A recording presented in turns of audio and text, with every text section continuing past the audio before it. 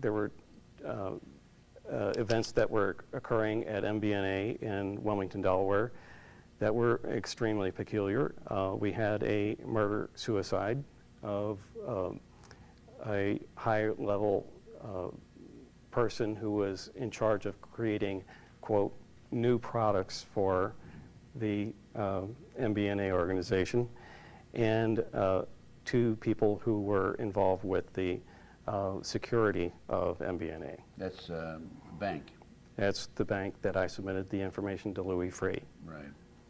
And I started, also simultaneously having very intimidating things happen. I had my computer essentially sabotaged via the internet. When I went in to kind of, do some personal evaluation of how it happened, I looked into the system files and found new files that were introduced that had .gov suffix on it. Meaning government. .gov, government, right, and introduced into the file structure at the point in time when it was being attacked and destroyed. Which means that somebody in the government was the one that came in and destroyed your computer? They did it by the internet. Are you saying that that's the signature of the person who destroyed it? Well, I mean, it's very unusual to have a hacker say .gov. Yeah, create a whole virus system that would completely destroy a file structure, not just a file structure, but its capacity to even function as a hard disk, and leave files that were, a thumbprint that said .gov. I mean, what are you supposed to assume, So we had also indications that our phone was being monitored, strange sounds, clicks, that kind of thing. Just a little before that, we had an amusing situation develop where we were starting to have a party line on our line. And party line meaning no, there was people down the street on the same line, just like the old days where lines across, in other words. You're connected together, yeah, shared. And so when the telephone repairman came out and climbed up into the box, looked into it, and he said, "Well, there was this undocumented line that was attached to your phone connection." And it happened that some other technician decided to use that line for the person down the street. So he went in and he just cut it with a clippers. So obviously they had connected in a hard line that some other technician had, just stumbled into and used for a new line down the street. So you think that this whoever was on your phone were the people that were tapping you? Oh, I was pretty confident that that there was probably some agency that was keeping track. You think those were the people that were doing it? I didn't know exactly which branch of the government was doing it. I would only guess that there was several choices, but I had no strong feeling about any one agency or group. But I got the sense that this is beyond the pale of what you would expect in terms of monitoring my activities. And then the icing on the cake was when I was sitting in my front room watching TV, and I had a pointer dot from a aiming sight from a gun paint a red dot on the wall across through the window from behind my head. A laser beam. Laser beam. A red laser beam. And I moved my head away from the window, but you could see it dance around. It was, searching for a target. Later on, I looked through that angle and that it was coming from and where it hit the wall, and it was obviously coming from a vacant house, catty corner across the street. And needless to say, we were terrified. Intimidated in the context of things that are going on in Washington, D.C., what's happening at MBNA, the murder-suicide, and then all this happening in the frame of about a week or 10 days really was alarming. Did the murder-suicide have something to do with you, do you think? Yes, because Can you explain that? my feeling is, my theory about it is, number one, I should give a little bit more information that the state police closed the case within a matter of 1 day after the occurrence. There was no further investigation. Information that got into the paper was probably more than they would have liked to have printed in the paper, indicating that these people were involved with the security department of MBNA. And that most probably what happened was there was some effort on the part of these people in MBNA to use something of my findings to give them an edge in a futures market for terrorist attacks. Okay? And when that fell to pieces, when Poindexter was called on the carpet for even moving forward with a project like that, there was an outcry from the Senate and the Congress both to, dress him down quite severely. And at the same time, the plans crumbled at MBNA, and this murder-suicide ensued to possibly cover tracks. Do you think that the people the murder-suicide, their names, do you have their names? I don't have them with me tonight, but I can get them for you. Well, They're in the paper. yes. But my question is, were those people with whom you were in contact? I didn't have direct contact with them, but they are in the same department of the people that I did contact. So you feel that the murder-suicide related indirectly to your project? There's a possibility. Possibility. And since there was that very short time span when all these events were happening simultaneously, I think that the attempt to, point this laser beam through the window as an aiming site was a sense of intimidation, destroying the computer, making it obvious that we were being listened to on the phone. I think that they were all attempts to say that Discourage you from going further. Discourage me from And saying intimidate you. intimidate me. Yeah, exactly. Well, join the crowd. Okay. Well, I got my initiation. I got my baptism there. Did you receive any? Those have all happened to me, by the way. Okay. And not only that, I've had 2 of my windows shot out. Okay. There was an exchange of fire. There was only the aiming. Well, there will be later on as you keep going. I can assure you that. Okay. I'm just kidding. Of course, I don't know if they will or they won't. But anyway, have you had any I call breather telephone calls where people are on the line and they don't say anything, they just breathe? No, I didn't detect any breathing, but I've definitely had phone calls where there was silence at the other end. That's what I'm saying. Yeah, silence at the other end, and also... Well, I call them breathers because nobody talks. Right, or that when I'm in the middle of a conversations, there were clicks, or sometimes it sounded like Morse code. Are you still receiving those type phone calls? Intermittently, yeah. So... well, join the crowd. Yes, I don't think I've been receiving those for 26 years. No, it would be a probability that this would be create a political furor if this were to come out in the context of the situation right now with domestic spying, and certainly, I was not involved with Al-Qaeda activities except for my information that I was sharing with the government, but yet these things did happen to me. So anybody else that you talked to? That did put a damper on me for a while. I think that not understanding what was going on and having encountered that, I was pretty shaken. I was concerned for other people in my life that were at risk as well, including my children. And I think that it took me, kind of like the 9/11 impact, it took me a little while to emotionally bounce back and recover from that. Then I continued to see other alarming things, like when the children were killed in Breslan and in Russia, I came to realize that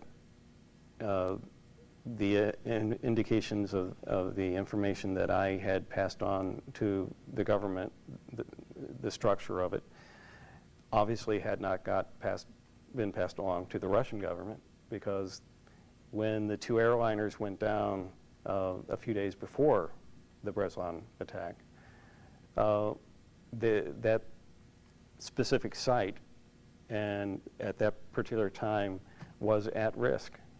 And I had no idea whether there was sharing of information with them or not, but when I found out that the 600 or 800 children were killed, I was very shaken about that as well. I had seen confirmations of my findings in the public venue when we had the initial bombings in Saudi Arabia in May of 2003, I believe it was, and that was certainly well publicized that the American government was saying, the Arabs need to beef up security and so forth, and that was at a time when I was going home to visit my mother, who was dying, and had the very peculiar experience of when I left the house, I didn't want to leave anything, of sensitive nature behind, so I took the computer with me. Well, by the time I was leaving Pennsylvania on the way back to Missouri. You're driving? Yes. I'm being followed by a canary yellow Corvette, very standing out in the open Corvette, and any time that I would speed up, he'd speed up. If, I slowed down, he'd stay behind. It just was very obvious. I'm a courier by profession, so I know when I'm being followed, and this was, you would have to be a fool not to recognize this. Well, he followed me for the whole span of Ohio and Indiana into Illinois. How many hours is that? 6 or 8 hours? That's more than that. It's close to 10 hours. It's it's probably between 8 and 10 hours. So, How did you finally get rid of him? Yeah, that was his decision. I had no hand in getting rid of him, but I did have one amusing event where, because of the nature of my mother's situation, we were trying to get through as quickly, and we were driving straight through. And my partner and I, along the way, had packed things in the back seat just for, to eat and such. And when she had turned around to get something to make a sandwich out of the cooler in the back, he was following us right on our left rear quarter panel. And when she turned around, he dropped back about 300 yards in about 10 seconds. Making it extremely obvious. Your partner was going for a piece, huh? For a gun. That's maybe what his concern was, yes. But it was only a bologna sandwich. It was only a sandwich, okay. He didn't know that, though. Yes, but in any case, we got a chuckle out of that. So are these harassments and intimidations, they still going on? It's less obvious. We still have obvious concerns with our phone. I'm very cautious about what I discuss on the phone, and we haven't had any interventions of the nature that I described. I had left out one of the major ones that happened in the August of 2003, and that we had a sneak and peek that I kind of interrupted. A what? A sneak and peek in the house. Sneak and peek? In our home, yes. We had somebody come in to look things over, and it had become apparent that he had been there before. What had happened with my job, it has a variable schedule. Turned out that I had worked late the night before, so I wasn't going in until about 11 o'clock that morning. And we have two dogs that tend to bark at anything that walks down the street. And are quite an annoyance in that way. But they also have a kind of whimper or vocalization when one of the family members comes home, and you get an indication that somebody is at the front door that we know. Well, I heard the dogs, whining like, vocalizing like they were happy to see someone, and I thought it was someone that I would welcome as well. And so I walked down the stairs, and as I got down to the front room, he was already in, and the dogs obviously knew him from before. He was posing as a pest control person who ostensibly was following an order to get rid of pests in our house that we didn't have, that we didn't order. And I started to question him about it, and asked him how he got in, and I knew the door was locked because I was, down earlier and had checked it, and obviously he had gotten in by some means of his own making, and he indicated that the door was unlocked, and he just walked in. We had, over the period of a few weeks before that, noticed a smell around the house, and we weren't quite sure what it was. We thought, well, maybe the neighbors next door are getting, some sort of pest treatment on their house, and that we were getting the scent of it at our house. But when the dogs had reacted the way they did, we were certain that he had been there before. And made friends with the dogs. Yes, he had befriended the dogs. And also, when I asked to see the work order for the house treatment, it was a generic blank work order, no heading, just, indicating our address with a different person's name. And when I looked at the truck, it just said pest control on it. It had no name, no telephone number, it was very generic, and obvious that, this person wasn't there to take care of any Official business. Any bug business. You don't know that. The biological bug business, yes. Of a particular type of bug. Right. So that Well, added to our concern at the time. And this was in August of '03 then? Right. Anything since then? Nothing of that magnitude, no. Any indication that you've had other surreptitious entries, or surreptitious entries per se? Not that we've found evidence of. Not to say that they would be successful in getting in and out and are not knowing it. What was the smell that you... It was, in fact, a pesticide smell.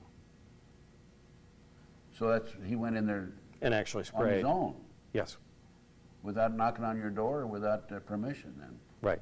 And had been doing it for a few weeks. So. You think it was poison gas? I wouldn't have thought about it in that regard at that time, but, anything is possible. So. You had no right to be in there. No. Did you get the license number? I could not get the license number because he pulled away too fast. So. Did you make an incident report with the police? No, because I knew it would go nowhere. I know, but in the future you should. Okay. Advice from that somebody lesson. who's made dozens of incident Okay. reports. Right, okay. All right, Yeah, no, it's good. Build a case. okay. And another suggestion I have is make notes, Mm-hmm. dates, times, places, when anything like that happens to you. Right. Carry a camera with you. If Mm-hmm. you have a surveillance on you, take their picture. Mm-hmm. And carry a tape recorder with you at all times. So you can go right into the tape recorder and say on such and such a date, such and such a time, this is what happened. Right. And that person happened to be driving right alongside of me right now in a yellow sports car. Yes. Okay. Okay? All right. Those are just a few little tips that I'll pass on to you. I have a lot to learn. Well, I'm sure you'll do very well. You're a very intelligent man. So what's happened, anything since then? Well, obviously something has happened since then. There was an awakening of sorts. I had. By the way, and also put a Medeco lock on your door. M-E-D-E-C-O lock. Okay. All right. I'll remember that. All right. In any case, It wasn't until 2005 that anything really remarkable happened. At that point in time, I was on an assignment in which I was driving around in an area that was an area that I hadn't driven in for a while, and I happened to just scan through the radio and had picked up a station that was talking about the truth movement and what happened on 9/11, and it happened to be Alex Jones's show, and so that was my first awakening that, you know, there's pieces of the puzzle that I hadn't even considered that I needed to reevaluate. And by the way, Alex, thank you very much for being on that radio show, giving him a wake-up call. Yes, thank you. And from there, you started putting the pieces together a little more, a little more, a little more each day. As you have seen in the prior presentations, yes, I have put together a more solid case of their participation in 9/11, yes. And So that's why you're here. that's why I'm here. Well, now, exactly why are you here? How did you come into contact with, say, me and my colleagues out here who are filming this interview? It was very hard for me to do any outreach because I didn't have any idea where to go. I wanted to make contact with people, but the information that I had was so sensitive that I didn't dare just mail it away or send it by email, or I looked for people whom I could hand deliver and discuss it directly with. And it wasn't until this past fall when, after having this knowledge and built a strong case, that I encountered a copy of the American Free Press by a kind of happenstance situation where, again, I was filling in an assignment where I was at Dover Air Force Base. They have. Let me interrupt you. And American Free Press is a Washington, D.C. publication. And I think it's American Free on the website. It's AmericanFreePress.net, but I'm not sure. But anyway, it's worth looking into, and it's worth subscribing to. Yes, I agree. Apparently, someone at the Air Force Base was a subscriber, and they had taken their previously read issues and tore off the mailing label and threw about 8 or 10 copies of it in a wire rack next to the exit to the door. And I was You were on the. I was on my courier? work. I was working as assignment, yeah, as a courier. And as I walked out the door, it caught my attention, and the headlines were obviously not something you would expect at a United States Air Force Base. And I picked up 2 or 3 copies of it and took it along with me and got quite an education. And also the first opportunity to recognize someone who was of like mind that I could contact within, you know, at least driving distance. And that's how I contacted John Nugent at American Free Press. And through John, I met Malcolm and Clarence Malcolm. And Clarence introduced me to you. So here I am on the other side of the world, was able to scrape together the money to get out here and present this to you so that people have a chance to get to know what this is all about. Excellent. At the same time, I had tried to make an outreach to National Public Radio. I had been following their news coverage off and on throughout time, and I noticed that they were allowing some of their guests on their programs to bring up specific details of the truth movement, and they would give it a little bit of attention, and then they would move on to something else very quickly. But it was evident that they were trying to get, you know, a little inkling of it out. So I had contacted one of the correspondents, Marty Moskowing. And once again, she is based in NPR in Philadelphia, and WHYY. And so I drove up there and hand-delivered material to her.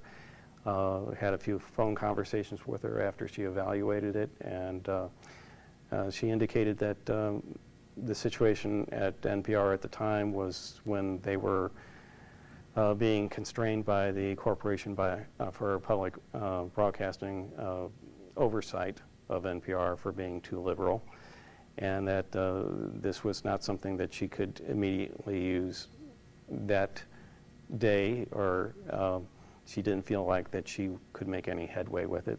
And so she returned the material and sent me a note that, let's see, she says, "Thanks for sending me the information. I'm sorry I couldn't be of any more helpful, signed Marty Moscoing." She wouldn't even send me a letter-headed response. She was kind enough to give me a handwritten response, though. So obviously the press is being constrained in their ability to even allow this material to be covered. Controlled. It's extremely controlled. Where do we go from here?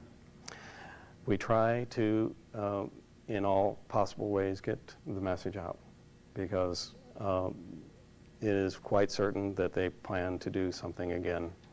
And if it's soon, we may not have a capacity to react, but if this information is out there, I think people will be watching so closely that they are hogtied so that they can't do it.